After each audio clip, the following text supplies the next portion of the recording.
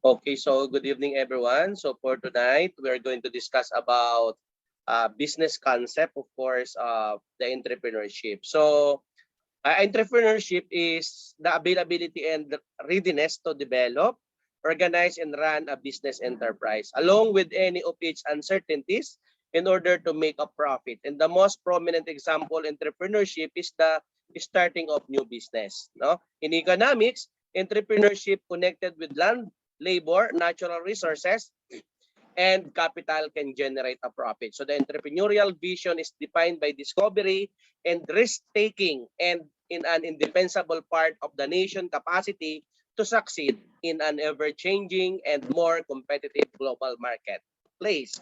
To give us more details about the topic, let us all welcome our presenter. Go ahead. Good evening, Doc, and good evening, classmates. So, my name is Felicia Joy A. Cayumo, and I will be discussing about the business concept. So, what is the business concept? Business concept describes and clearly defines a new idea for a business initiative, whether that be creating a new company or producing a new product for the consumer market. So for the business concept, it is an idea that is the basis for founding or transforming a business. Okay? So we have e-commerce marketing concept. E-commerce marketing is the way to increase traffic to your store. E-commerce is one of the most competitive industries on the internet. No matter what you're selling, there's bound to be at least one other company selling the same products or at least products that do the same thing. We have 7 basic e-commerce marketing concepts. The first one is personalization. For the personalization, it is the process of tracking what your site visitors look at on and off your site so you can get a better understanding of their preferences. Then once you know their preferences, you can use cookies to each customer and experience on your site that was designed specifically for them. Personalized website content helps you build relationships with your site's repeat visitors by showing them the perfect message at the perfect time. You can even go so far as to offer special deals to certain individuals who buy specific products on your site. Whatever you choose, it's important that your site has some degree of personalization. E-commerce shoppers love seeing messages that are tailored to their interests, and it's a great way to move more products. So, yung nakikita yung image below, that's an example of the personalization. Kung meron kayo, kung napapansin kung kayo ay mahilig mag-online na shopping, so minsan may mapapansin kayo sa inyong mga email na meron kayong natanggap or na-receive na ganyang email. Christopher, we thought we'd treat you the sought after fixed eBay. So for the personalization, no matter what you sell, it's essential that your company relates to your potential customers on a personal level. Personalization also refers to the practice of creating personal interactions and experiences for customers online and can be based on a customer's previous purchases, browsing behavior, language, and other personal information. So next we have product recommendations. So along with personalization, you can also provide product recommendations. Product recommendations show your potential customers that you pay attention to their wants and needs. It also allows them to get a bigger picture of your inventory and, as we mentioned above, move more products. You can use product recommendations in a number of ways. The first one is you can add your own company recommendation. So the first one, this would most often be products that are similar to something a customer has already bought. Okay? So mapapansin nyo sa Shopee or sa Lazada, meron dun mga recommended products. Okay? And then the second one, you can highlight user recommendation. For the second, this can be items like wish list that your customers share with one another.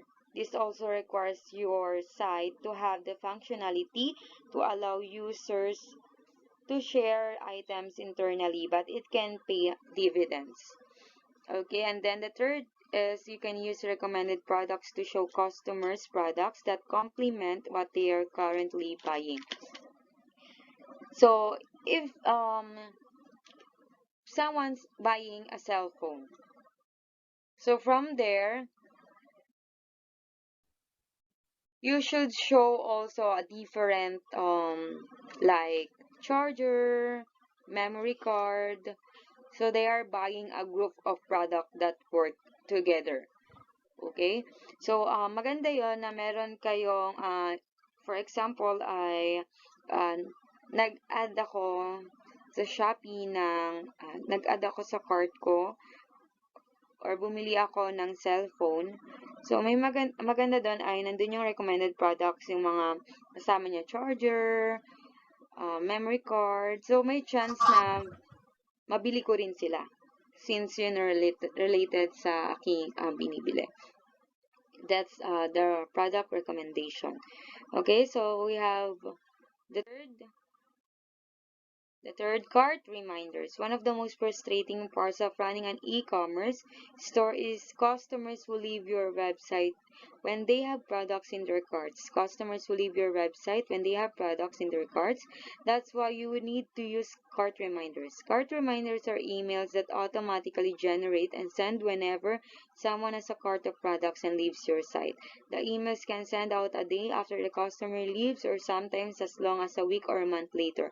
Regardless, the point is always the same to get that customer back to your site and have them finish their transaction. So, mapapansin nyo, ganyan. Yan yung image below, sample ng cart reminders. Papansin nyo sa Shopee, di ba, meron din tayo niyan, ganyan. Papansin nyo yung red, kung ilan na yung mga na-add to cart nyo na items. So, for the cart reminders, shoppers who have accounts with you have already given you their email addresses so you can communicate with them. They are also shown clear interest in the products they added to their cart themselves. So, kaya pala, mapapansin natin na nag-automatically send ng messages dahil naka-add to cart pala ang item nila sa atin. So, kung mapapansin nyo, nire-remind tayo about dun sa product na na-add to cart natin. So, para mabalikan natin siya. Okay? So, you're giving them what they want by reminding them about their abandoned cart. And even if they are not able to finish their transaction that same day, they may finish it a week later when your email arrives in their inbox. Okay? That will be the cart reminders. And for the next is we have product social sharing. Social media marketing is a critical part of any internet marketing plan, but is exceptionally important for e-commerce companies. For every product on your site, you have an opportunity cost and impact on social media. Someone shopping for your items may find something their friends would like, so it's important that you let them tweet, post, or share about what you have. So that's an example of a product social sharing. So yung image na may color green. So yung image na yan, ibig sabihin yan yung pwedeng yung i-copy ang link na yan and then you can share it to your friends kung anong item. Minsan sa Shopee meron ganyan, so they can share it to their friends. Okay, and then we have number 5, product reviews. Adding reviews to your e-commerce website provides value to customers and encourages them to buy from your site. Online reviews provide the social proof shoppers are looking for, and they can help your e-commerce store establish trust and credibility with customers. Did you know that up to 70% of customers check our ratings and reviews before making a purchase? And 63% of customers are more likely to purchase if a site displays product ratings and reviews. So most of the customers, especially sa atin, sa Shopee or sa Lazada, chine-check muna natin yung mga reviews if maganda ba yung item, and dun tayo nagbe-base kung bibilihin ba natin yung product na to. So, malaking impact siya sa mga online store. So, mas maganda na mas maraming reviews, mas maraming chances na mas maraming bumili doon. Okay? So, 6, email campaign. So for email marketing accounts for over 7% of all e-commerce transactions. So incorporating a strong email strategy can help your e-commerce store attract more customers and earn more revenue. In addition to sending abandoned cart emails, you can use email marketing to send personalized updates to customers and potential customers. So we also have responsive design. Your customers don't just shop on desktops or laptops, they shop on phones, tablets, and other devices that all show your website in different ways. Responsive design automatically adjusts your website to fit the device that the person is using. So if someone's on your site with their phone and their laptop at the same time, they can still see and read your site perfectly. Okay, so yan po yung 7 e-commerce marketing concept. So next, we have a role of e-commerce in marketing communication. Number 1, communicating effectively, pre-sales. Everything about your website constitutes your communication. You have to make sure that your communication is effective, consistent, and builds confidence in the minds of the customer. Second, we have communicating effectively post-sales. With high expenses on pay-per-click, branding, and other marketing efforts, you need to develop a loyal following. Unless you have significant proportion of repeat customers, you're not serious e-commerce player. Pre-sales issues such as price might be quite important, but post-sales, the customer is only interested in the service she gets.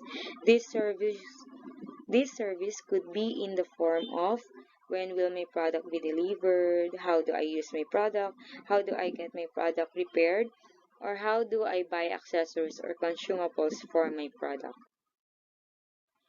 Next, we have marketing communications. One is online marketing communication. So this is the methods used by online firms to communicate with consumer and create strong brand expectation. Second, promotional sales communications. Suggest consumer buy now and make offers to encourage immediate purchase. Third is branding communication. Focus on extolling differentiable benefits of consuming products or services. Tools and channels of communication. Live chat.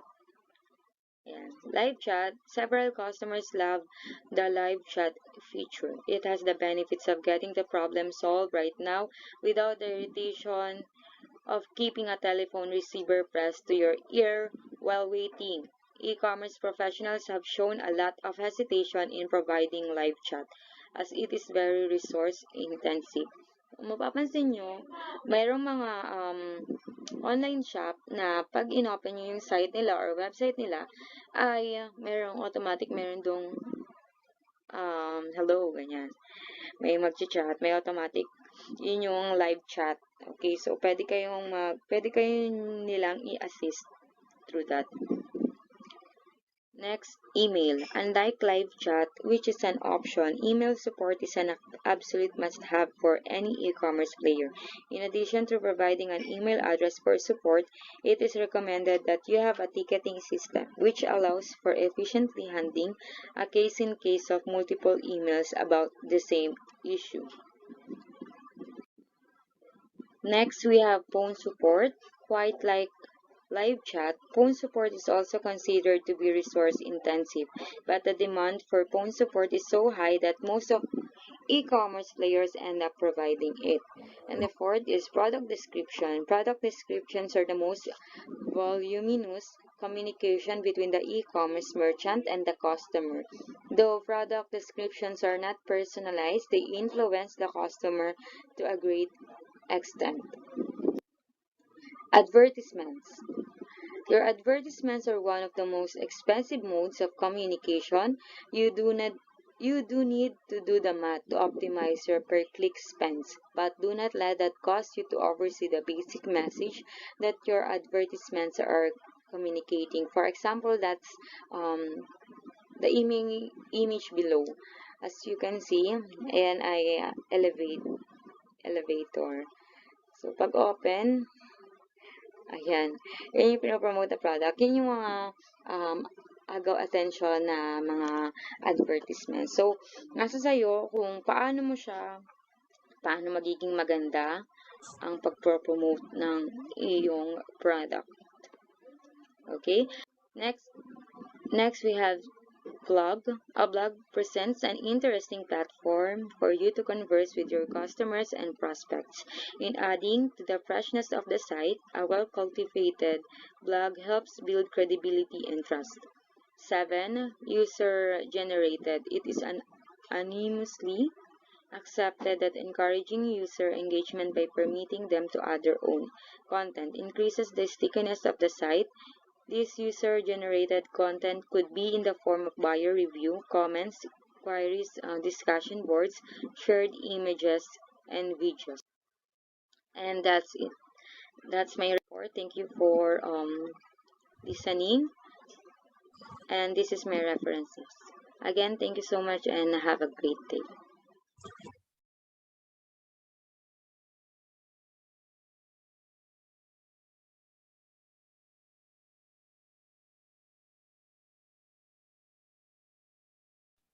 Okay, so again, as our presenter mentioned, no, it is important, of course, for us to consider that the entrepreneur, no, is someone who has the ability and desire to establish, administer, and succeed in a startup venture along with risk entitled to it. So to make profits. And so the best example of entrepreneurship is the starting of a new business venture. So the entrepreneurs are often known as a source of new data or innovators and bring new ideas in the market by replacing old with a new invention. So it can be classified into small or home business to multinational companies, no? In economics, no, so the profits that an entrepreneur makes is with a combination of land, natural resources, labor, and capital. So in a nutshell, anyone who has the will and determination to start a new company and deals with all the risk excuse that go with it can become an entrepreneur. So excuse me.